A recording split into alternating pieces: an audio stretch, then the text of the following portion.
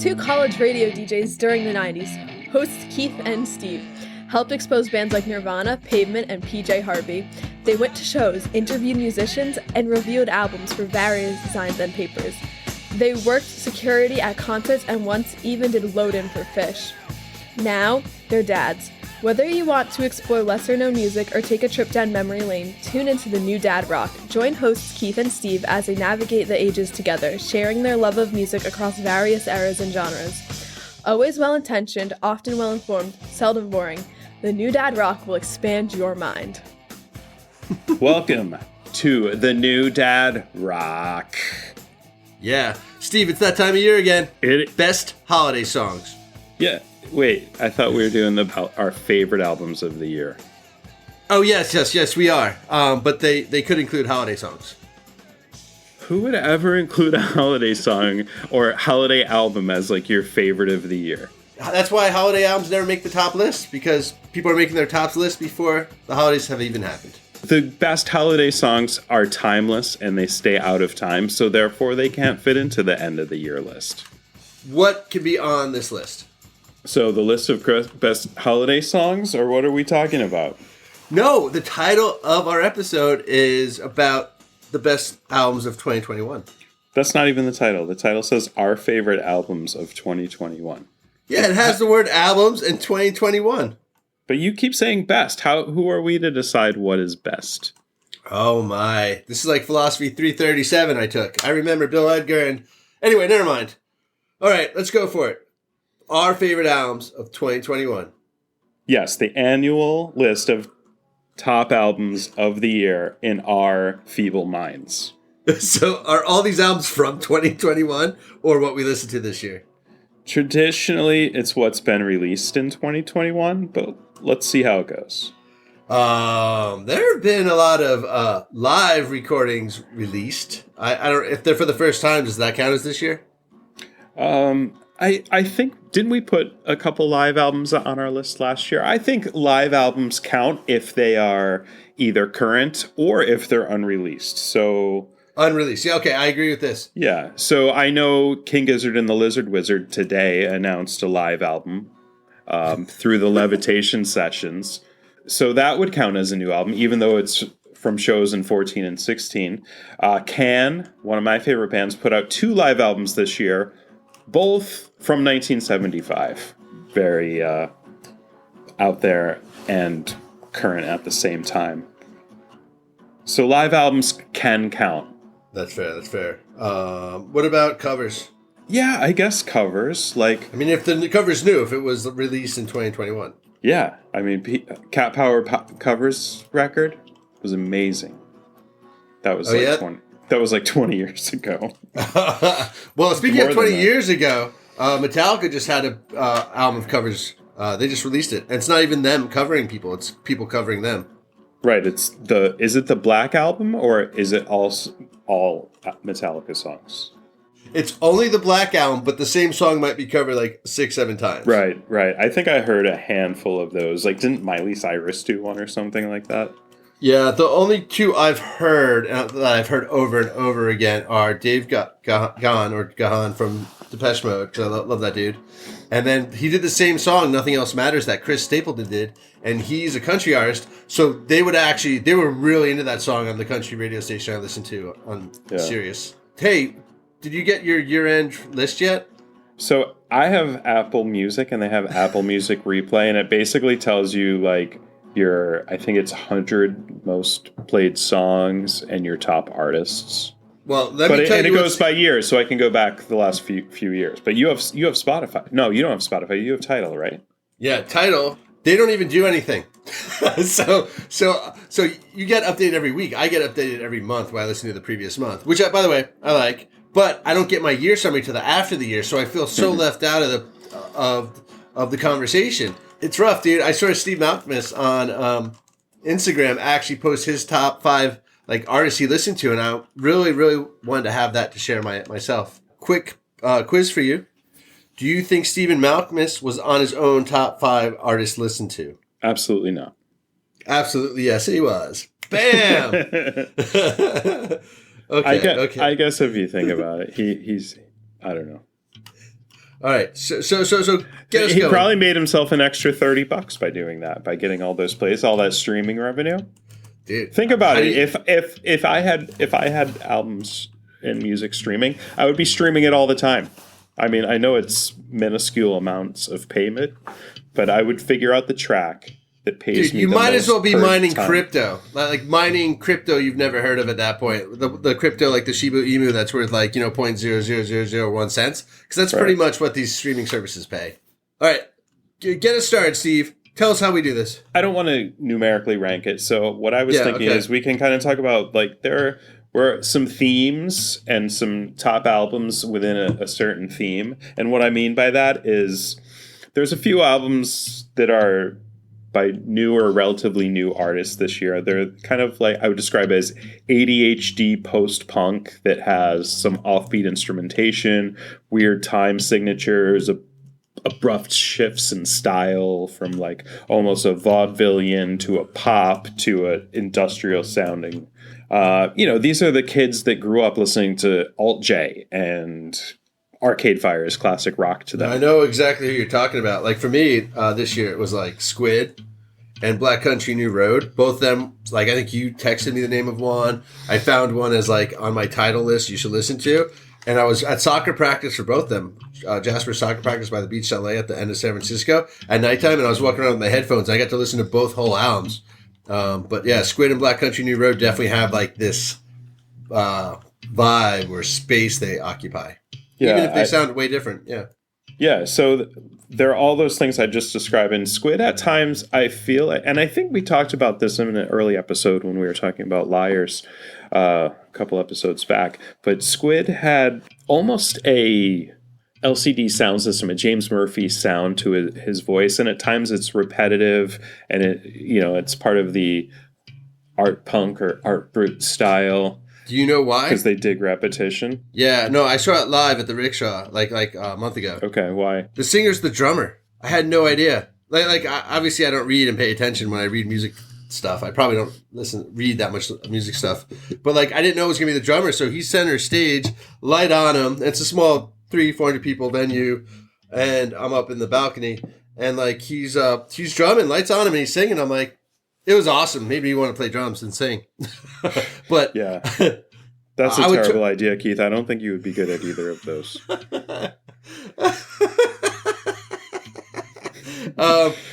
Wait. Is that a plug for episode 42 when we listen to my album from 2020? Which you didn't play a lot of drums on that, as I recall. There was no drums played. No drums were. No drums were harmed in the production of that album. Right. So Squid, Bright Green Field is the album that we're talking about. Yep. It's one of my favorites of the year. It's one of my favorites of the year. It's their second album, I believe. But anyway, fresh sounding. Similar, Black Country New Road. What was the album called? For the First Time? It's their debut album.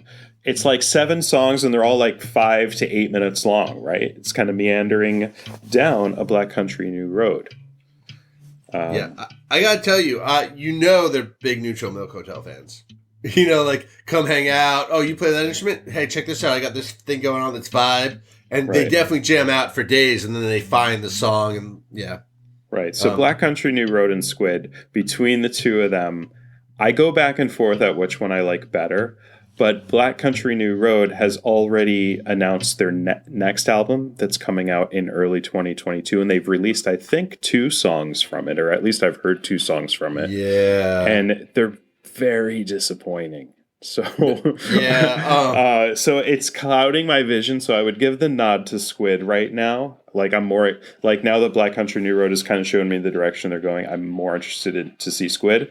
So maybe I put them a little bit higher on my own personal list. But those are 2 bands to check out, and a couple other bands that sound. Hold on. I'm going to see Black Country. I have tickets to see them in the Great American Music Hall in the fall. So they're going on tour. In the fall. Like no, I'm sorry, the spring, like March, April. But I bring that up because when I saw Squid, I also saw this band called Fax. Excellent. And Squid was way better live. Were they? And I think it was like, I mean, we went to the Fax. It's like Fax opened for Squid because we went to Facts of the Independent. They were opening for some. I sent you the band. I don't remember. I didn't even say. Right.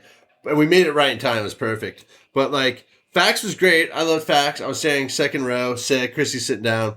But the Squid show, man, we were boogieing. We were dancing. It was really, really good. They're also different types of music. I agree. For me, Facts might have been my favorite album of the year. I've been following these guys. This is, I think, their fifth album. They're all, long EPs, short albums.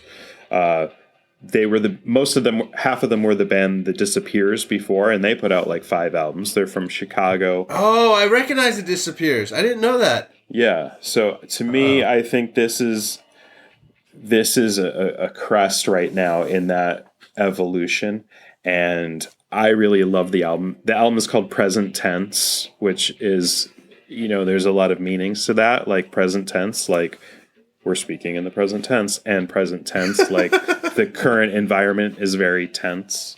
So, yeah, it all depends if the T is capitalized. Yeah. So, but they're like an angular, like get into it, be hit over the head with some really heavy riffs and dissonant sound. So I could imagine Squid being a lot more fun to see in concert. Yeah, I would give Facts the best live stream of the pandemic. This is our second annual favorite albums of the year. Not best. Supposedly. Yeah. So speaking of last year, another band that put out a couple albums this year, and I talk about them almost every week because they put something out every week, King Gizzard and the Lizard Wizard. They put out two albums, and the one LW, which was the third in their microtonal series of albums, which are my favorite vibe or incarnation of them. So LW I really liked. Butterfly 3000 was the other one. That seemed a little more pop punky to me, and I didn't like it as much. Wait, they only put out 2 albums this year? Man. Only 2. Slackers. Only 2. Totally. And that's a low mark. I gotta tell you, when you got me thinking about this topic of best album, favorite albums, I had to go through my title, and I was like, I totally forgot that Kanye West Donda and Drake Certified Lover Boy came out like 4 days apart. Was one of them leaked, because I know the official date of Drake was the same day as Iron Maiden Senjutsu, which was their first album in 6 years. Yeah, no, they're totally linked. Senjutsu and Drake hang out all the time. Sorry. Iron Maiden and Drake hang out all the time. I believe that Kanye was going around. He did 3 or 4 live streams of his album as he was making it. And he'd add songs, change songs, remove songs, add people. And then he would do these live performances in Atlanta and Chicago and stream them. So I think it wasn't that it was released before as much as he actually just played it like a listening party before. Big fans of both albums. I'm telling you, I'm usually in Kanye West camp, though Drake's first couple albums are super, super awesome. I'm usually in Kanye's camp if I prefer one or the other, but Kanye's is also more art. Fair. It's like I find it'll last longer. But I find myself actually listening to Drake's Certified Lover Boy more. Yeah. Because it's got the songs. Like you can listen to a 4-minute song and beyond. With Kanye West Donda, it's awesome in the whole thing and not as much as pieces. Interesting. Yeah. So speaking of that week, Iron Maiden, I've talked about them a little bit too much. Look, they put out one album every 6 years, so it better be good. So going back to my Apple year in review, top 100 songs, my top 7 were from this album, which means 7 out of the 10 tracks were in my top were my top 7. It makes sense, but they're also missing a lot of what you listen to, because I think you listen to a bunch on your record player, and I think you listen in the car a bunch. So I feel Tidal might have a better hold of me. Well, on the car, I'm listening into it on Apple Music on my phone generally. You are? Oh, okay. And I do have that Iron Maiden on vinyl. So okay, I see. So it's representative. You feel good that it's true. So a 48-year-old man listens to Iron Maiden. It's the new dad rock. It really? Well, there's nothing new about it, but it's certainly your dad rock. Well, think about it now. You were just talking about Kanye and Drake. Think about they've been around the last 10, 15 years. And they're both dads. I agree. Yeah, They're both it's the new dad rock. I agree. We're getting old, man. I'm there. All right, I'm gonna switch gears for a second. Yeah. Okay. This I love this album. I've listened to it a lot. It's relatively new. She was on Saturday Night Live. Did a great performance. Awesome. Casey Musgraves, Star-Crossed. That album is amazing. It's so amazing. It was ruled out of the country category by whatever bad organization. I wish I remembered which one. They said it wasn't country. I know. As country is struggling for more listeners, they took a great country artist and they said that this was not country music because they were, I mean, I'm just going to say it, probably afraid that she was going to win that category. I really love that album a lot. Especially the first couple songs are really good. I mean, what I mean is you can put it on and hit play. Isn't the opening track Star-Crossed the title track? Yes. That song I really like. That is not a country song at all, and maybe that's why it's by far my favorite. Oh, you're song, fine. You're fine with the Grammys. You're fine. That's who said it's not a country album category. You're fine with the Grammys saying it's not country. No, I wasn't saying that at all. I'm just saying that song specifically is not a country song. It's totally not. That's the one that stands out to me that I really like. But I appreciate your appreciation of the album, but me personally, I just don't get it. And speaking of not getting it, you probably don't get Demiser Through the Gates Eternal, which is highly derivative 80s retro thrash. It's so much fun. You can't take them seriously. Like, they have a song called Demiser the Demiser, which is also the singer's name. They're just pure evil. Wait, Demiser the Demiser makes a lot of sense if your name's Demiser.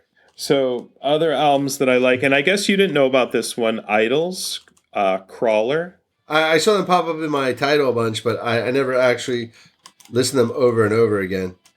To me, you can listen to 3 to 5 of their songs and be like, yes, this is awesome, but it wears you out. It's very British, swaggering, punk, angry, yelling at you, but very clever at the same time and making some good commentary on the current state of affairs. But they're a fun band to listen to, but like I said, in small doses. So I like the album. There's several standout tracks. Interesting you say that, because I actually thought that, like, you know how songs and records are different? Or is it records and albums that are different? Like, one of them is singles and one of them is albums. And I was actually like, most of the country music I listen to is not albums, but like actual song, like singles. So like, I would have a totally different list. And this is how Tidal would tell me, actually, is by track. I would have a totally different top or favorites if I had singles versus albums. That's for sure. Yeah, I don't think of it that way. I'm more of a full album guy. By the way, I just learned right now that Fighting Demons, an album by Juice WRLD, came out today. So right now I'm putting it on the top on my favorites list.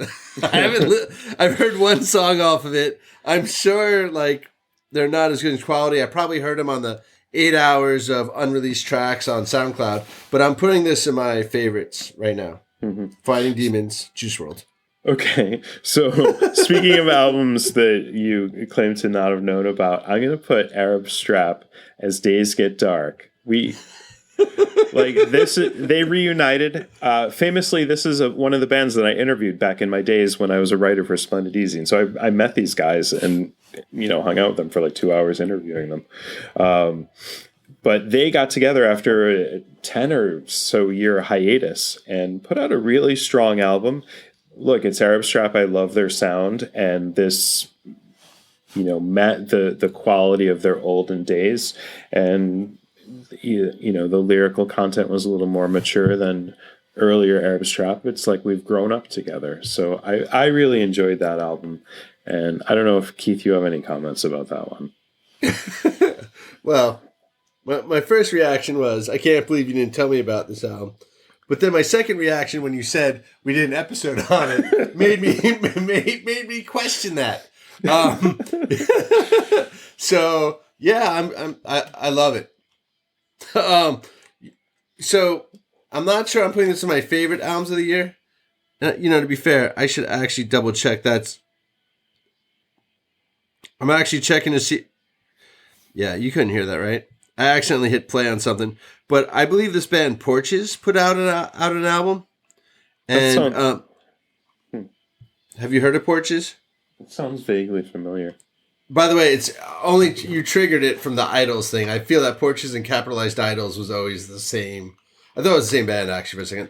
I actually bought tickets to see Porches at the Independent because it's near my. It's like 6 blocks from my house, and like they're playing on a Monday in April. And I was like, yeah, I love the Independent so much as a venue that I was like, but they have a great song called "Lately" off their latest album, which is 2021. So I'm gonna do it. I'm doing it. I'm putting all day gentle hold exclamation point by the Porches on my favorites list.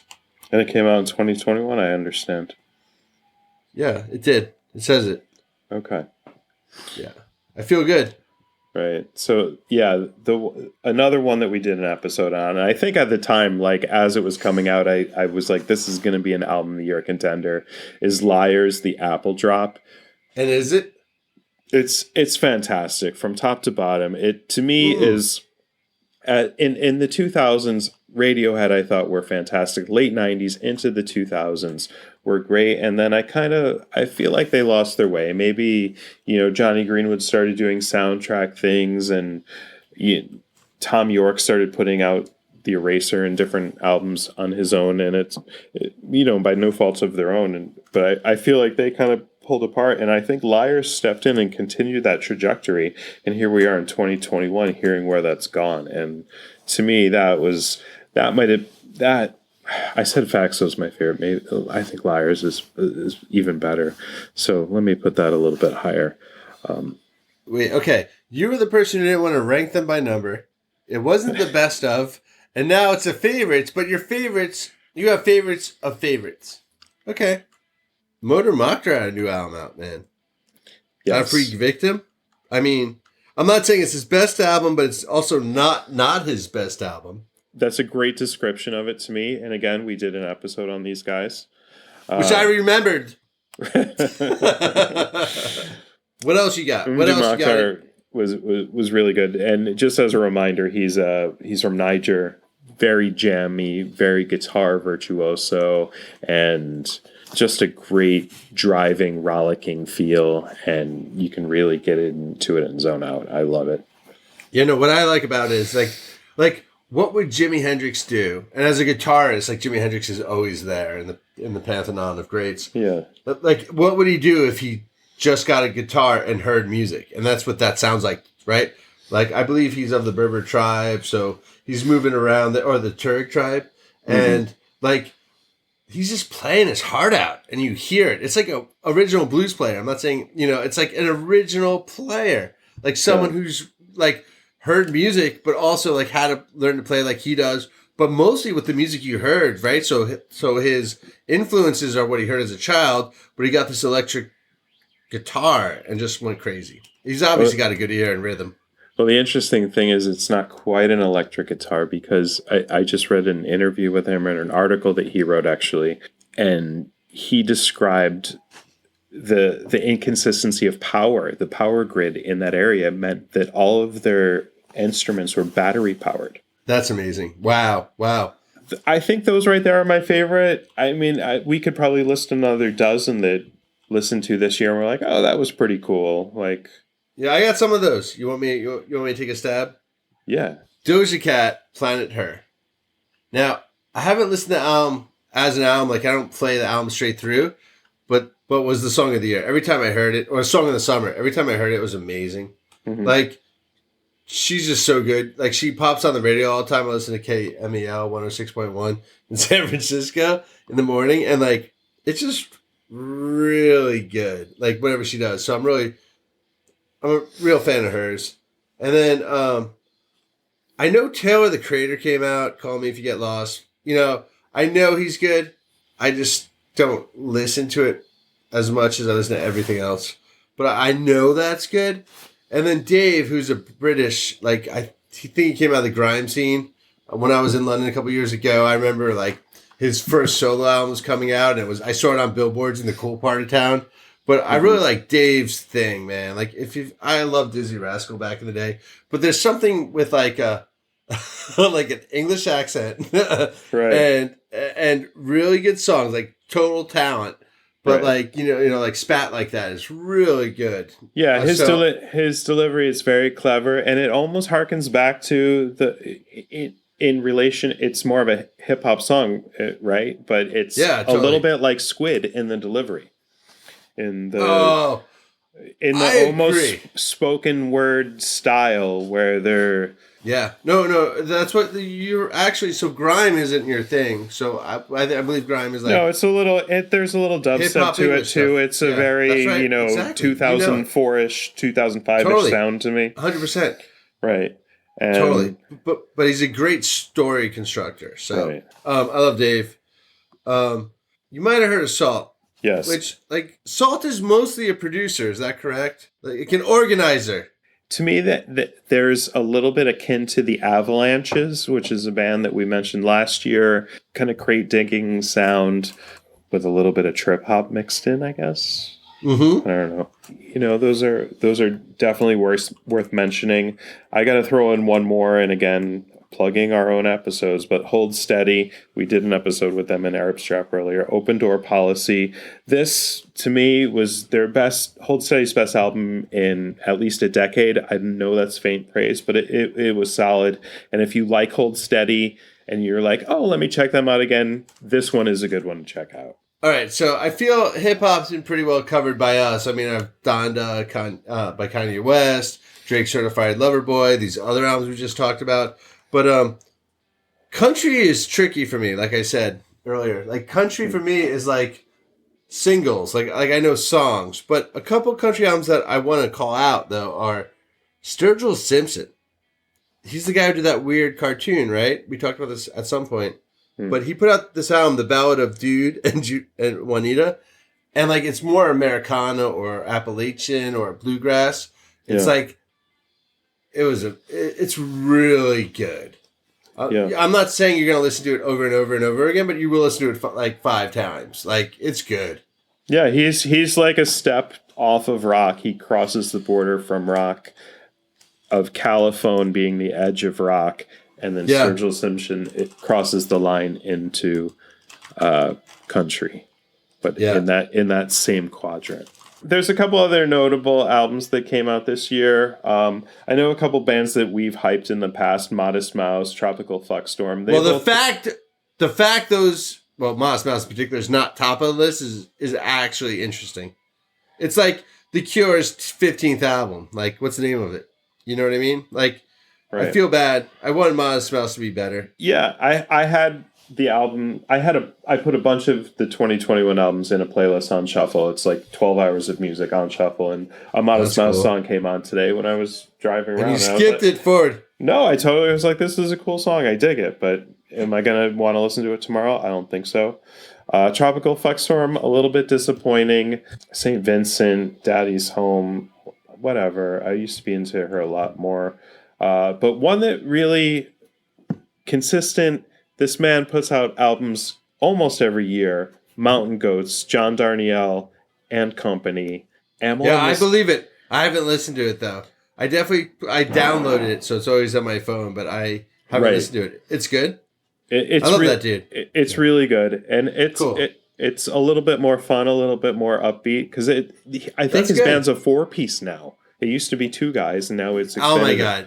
He must So- have so many people who want to play with him. It just depends where he lives and who he likes. So Mountain Goats, that's really good. Amyl and the Sniffers, they're getting a lot of buzz, so I want to pick up on that. We'll be part of that buzz. They're a really fun band. Yeah, no, I like They the are single. There's- Australian again. I seem to be pushing the Australian bands: Tropical Fuck Storm, Amyl and the Sniffers, King Gizzard. Other Go ahead. albums that came out this year, dude. Adele's 30 came out this year. And that's a massive album. It's also a breakup album like Casey Musgrave's album.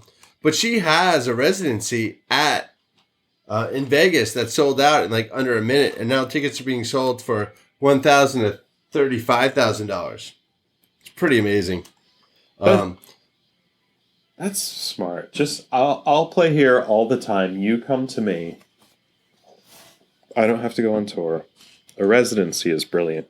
Yeah, I live in LA, so I come up for the weekend, and Vegas is fine for a weekend. It's great. It's a couple hours. And you might be flying. Driving should work too. Olivia Rodrigo Sour's album came out. That was her first full-length album. She's the one who had the driver license song. Yeah.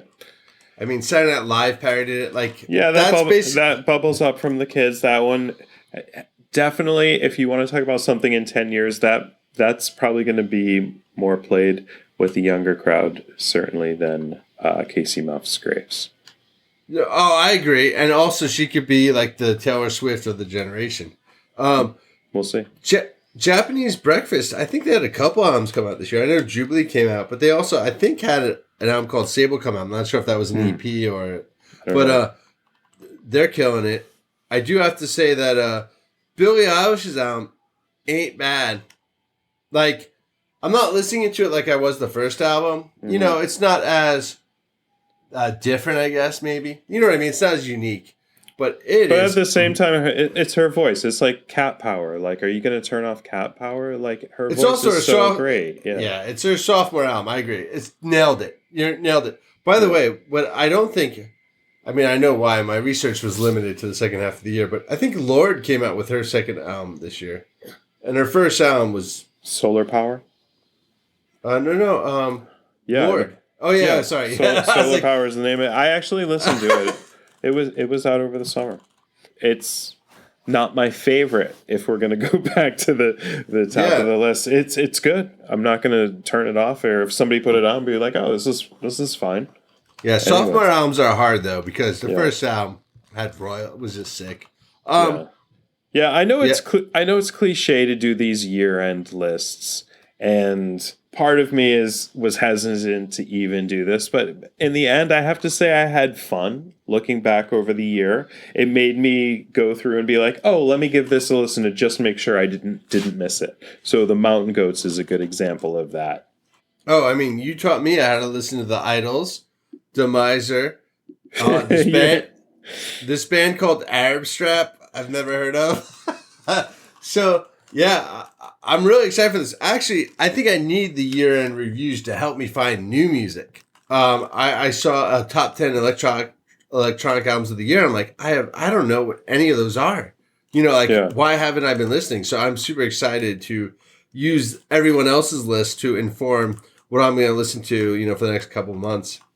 Yeah, I like to comb through the lists, and if you see the same ones popping up on albums, like Ultra Pop by The Armed, I keep seeing that on lists, so I'm like, I have to check this out, and it was a pretty good, to coin a phrase.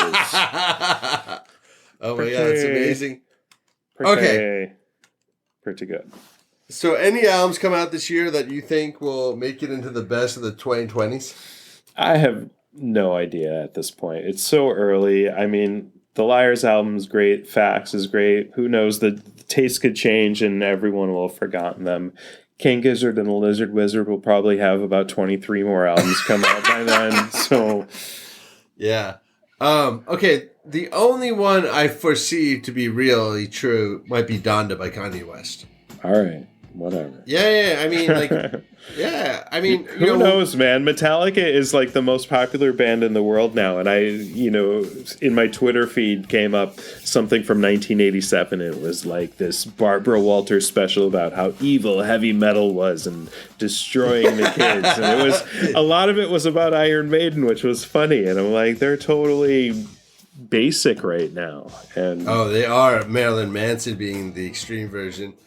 So what do you think? Okay, what are you looking forward to in 2022? Oh man, that's just making it there. It's like 3 weeks away. You'll be fine. Yeah, that's what they all say. We'll see. I hope you guys do what we did, and maybe if you find one or two of these albums intriguing, give them a shout. You can find all the albums we talked about, or not all, but many of the albums we talked about below in our description. Look them up, check them out. If you really love any of them, let us know. You can find us at The New Dad Rock on Twitter. Thank you very much. Yeah, but we don't know our login for Instagram. Well, we'll see you some new other time on The Dad New Rock. The Dad Rock, New Rock, Dad Rock, New Rock, Dad Rock, New Rock, New Dad Rock.